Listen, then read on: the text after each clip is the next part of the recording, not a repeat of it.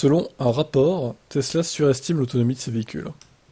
Le premier constructeur mondial de voitures électriques joue avec le système EPA pour surestimer considérablement l'autonomie de ses véhicules et détourne également les réclamations des conducteurs qui ne voient que la moitié de l'autonomie.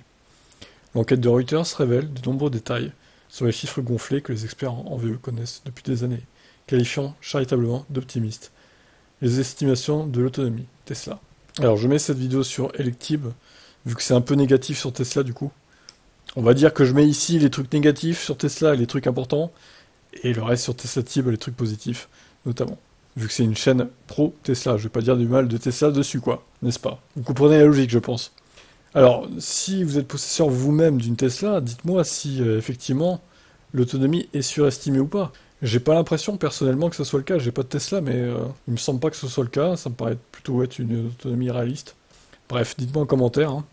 Il y a des années, Tesla commençait à exagérer la distance de conduite potentielle de ses véhicules, en truquant son logiciel d'estimation de l'autonomie. La société a décidé, il y a une dizaine d'années, à des fins marketing, d'écrire des algorithmes pour son indicateur de distance qui montrerait aux conducteurs des projections en rose, pour la distance qu'ils pourraient parcourir avec une batterie pleine. Selon une personne familière avec une première conception du logiciel. Pour ces lectures au tableau de bord. Ensuite, lorsque la batterie tombait en dessous de 50% de charge, l'algorithme montrait aux conducteurs des projections plus réalistes, pour leur autonomie restante, a déclaré cette personne. Pour éviter que les conducteurs ne se retrouvent bloqués alors que leur autonomie commençait à diminuer plus rapidement, les Tesla ont été conçus avec un tampon de sécurité permettant environ 24 km d'autonomie supplémentaire, même après que l'affichage du tableau de bord ait montré une batterie vide.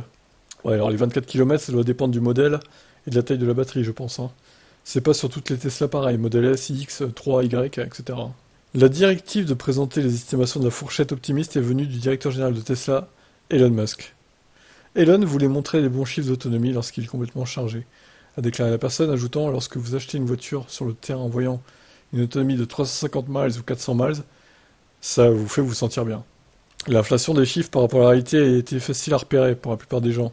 Tesla a été condamné à une amende de 2,2 millions de dollars par la Korea Fair Trade Commission pour avoir faussement surestimé ses gammes plus tôt dans l'année.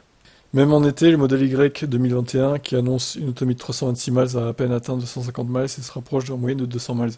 Pendant ce temps, en hiver, même avec sa pompe à chaleur, les propriétaires voyaient les gammes qui varient, donc les autonomies qui varient de 124 à 235 miles. L'autonomie d'une voiture électrique n'est jamais constante. Chacun des milliers de propriétaires actuellement connectés à Recurrent sait qu'il existe une estimation d'autonomie EPA, une estimation d'autonomie affichée sur le tableau de bord du véhicule, et l'autonomie réelle. Ces trois plages se chevauchent rarement et ne font que se compliquer à mesure que la batterie vieillit. Recurrent a testé les compteurs d'autonomie intégrés au tableau de bord d'autres constructeurs, notamment Mustang, Mach-E, Chevrolet Bolt, Hyundai Kona, et les a trouvés plus précis. Le compteur d'autonomie du Kona sous-estimait généralement la distance que la voiture pouvait parcourir. On montrait les tests. Oui, effectivement. Moi-même, je voyais que mon Kona, il pouvait faire plus que ce qui était prévu. Bon, après, c'est encore autre chose, hein, les estimations de ces véhicules-là, c'est selon les derniers kilomètres, les 200 derniers apparemment. Donc, bon, c'est encore une autre logique. La chose importante à considérer avec les nombres de Recurrent est que les propriétaires de Tesla n'essaient pas nécessairement d'obtenir une bonne autonomie. Ils conduisent souvent des Tesla rapidement et souvent sans les préchauffer. L'autonomie n'a d'importance que pour la plupart des gens qui effectuent des longs trajets. Recurrent prend des données à tout moment, pas seulement des longs trajets. Alors, le pionnier des véhicules électriques repousse les limites de la réglementation gouvernementale en matière de tests qui régissent les informations des constructeurs automobiles sur les autocollants de fenêtres. What? C'est très bizarre cette phrase. Putain, c'est long encore, hein. Oh là là, mais je vais pas tout lire, les gars. Mais c'est une blague. Non. Insupportable, hein. Insupportable ces articles trop longs, là. On n'en peut plus, hein. Bon, comment Tesla gonfle ses chiffres PA? Les fabricants de véhicules électriques ont le choix quant à la manière de calculer l'autonomie d'un modèle. Ils peuvent utiliser une formule standard de l'EPA qui convertit les résultats d'économie de carburant, des tests de conduite en ville et sur autoroute pour calculer un chiffre d'autonomie totale. Ou les constructeurs automobiles peuvent effectuer des tests supplémentaires pour arriver à leur propre estimation de l'autonomie. La seule raison d'effectuer plus de tests est de générer une estimation plus favorable, a déclaré Panon, un vétéran de l'industrie automobile à la retraite.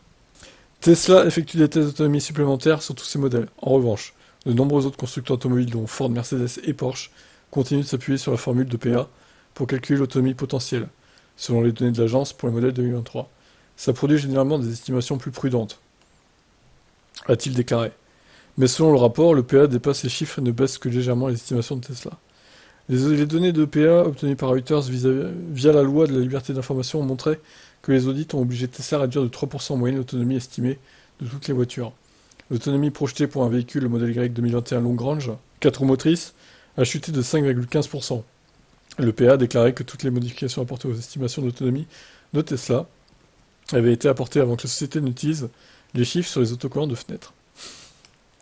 Sur les autocollants de fenêtres, ça veut rien dire, hein. Les chiffres de l'EPA varient encore considérablement par rapport aux autres sources de tests indépendantes, pas de 3% mais de 30%. Fait intéressant, Tesla a récemment guidé ses chiffres EPA vers le bas, affirmant que tous les modèles de son modèle 3 Long Range voyaient une portée de 310 miles. Bon ça c'est le processus EPA qui est détaillé pour la fin de l'article. Donc voilà quoi. Bon, je lis la fin. Reuters entre également dans ce qui s'appelle une équipe de diversion dans les centres d'appel Tesla qui annule les rendez-vous de service de personnes qui pensent qu'il y a une chose qui ne va pas avec l'autonomie de la voiture.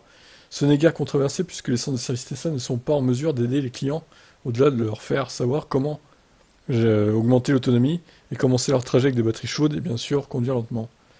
Ceci cependant est concernant. Si les diagnostics à distance trouvaient autre chose qui n'allait pas avec le véhicule qui n'est pas lié à l'autonomie, les conseillers avaient pour instruction de ne pas en informer le client, a déclaré une des sources. Les responsables auront dit de fermer les dossiers. C'est un article très à charge sur Tesla en tout cas, hein. Bon là ça c'est l'avis d'Electrek, voilà, ils ont l'habitude de faire ça. Ouf, c'était long hein, comme article, dis donc. Bon, tout ça pour dire que selon eux, Tesla magouillerait un peu les chiffres d'autonomie pour gonfler tout ça. Bon après, ils le font tous, hein, les constructeurs de toute façon, même européens, je pense qu'ils essaient tous de le faire, Volkswagen. Même Hyundai Kia au final, même si Hyundai Kia pour le coup c'est plutôt réaliste, hein, les autonomies, j'ai l'impression. Alors sur le V6, Ioniq 6 et compagnie, je sais pas, honnêtement, c'est du 800 volts donc c'est peut-être un peu différent. Mais sur Niro, Kona, etc., c'est très réaliste. Après, tout ce qui est Mégane E-Tech, Twingo, ID3, les Mercedes électriques, tout ça, ça a peut-être magouillé un peu, c'est vrai. Mais bon, Tesla, j'ai pas eu de Tesla, je sais pas, je sais pas. Je sais pas si les estimations sont précises ou pas. De toute façon, il y a assez de chaînes Tesla hein, pour vous dire si vraiment l'autonomie est bonne ou pas. Donc dites-moi en commentaire, hein, faites-moi un retour de tout ça.